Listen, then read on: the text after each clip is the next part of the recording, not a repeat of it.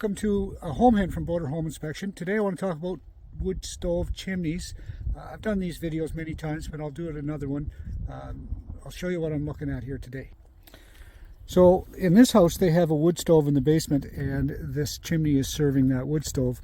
Now the problem with this is that in the early 80s the manufacturers determined that their chimneys weren't robust enough to withstand the high temperatures, say, of a chimney fire, which could get up to 16, 17, 1800 degrees. So they changed the requirements. So if you had a chimney like this and it was serving a wood stove, it was required right away that you change the chimney. And a lot of people didn't do that, so no one really come out and enforced it, but a lot of chimney fires happen. And just this winter I've had 2 or 3 situations where I've been involved with chimney fires, and customers having these old type A chimneys or low temp chimneys, and they've had to claim insurance and so on because the chimneys got too hot. So when you're looking at a chimney system, how do you determine if it's a proper chimney or not? First of all, what I do is I pull the cap off, as I have here, and I have a look at the top of the chimney. So a 1-inch chimney, probably 80% of the time on an older home that was built in the 70s or older, even up to the mid 80s, if it has a chimney as a 1-inch wall chimney and it looks like the chimney's original. Now you can get a 1-inch chimney today that's okay, but back in the day these chimneys that were installed with the house are no longer certified for use with a solid fuel burning appliance such as a wood stove, freestanding wood stove.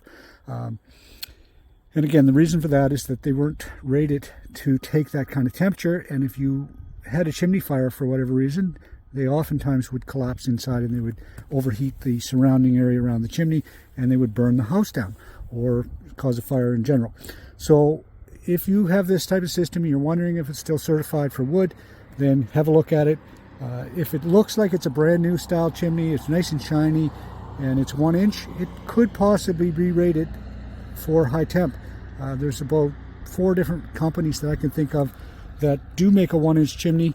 Excel by ICC, Selkirk makes a chimney that is certified Ultimate 1. Duravent makes a chimney. Olympia makes a chimney that's 1 inch, I believe. So it doesn't necessarily fail, but you have to know your chimneys, I guess. And if you have a question and you're in my area, or you're watching this video, you want to know, send me a picture. I'll give you an opinion at least. So yeah, be safe out there. And if you have this style of chimney and you're using it and you're taking the risk that it won't cause a fire, I can tell you that, like I said, at least 2 or 3 times this year I have had to deal with chimney fires for insurance companies.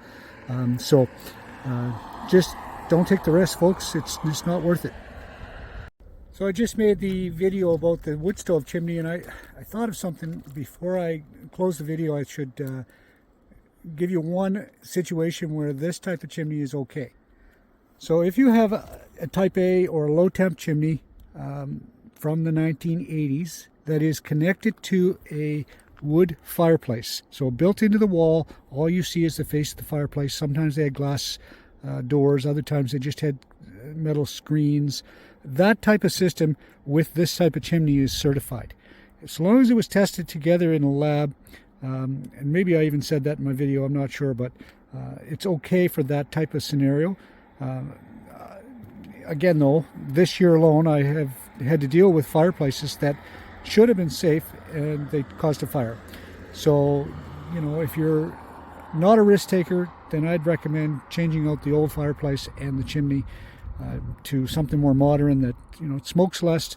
You're not going to hurt the environment if you're that type of person, and it's just going to be much more efficient for you as a homeowner.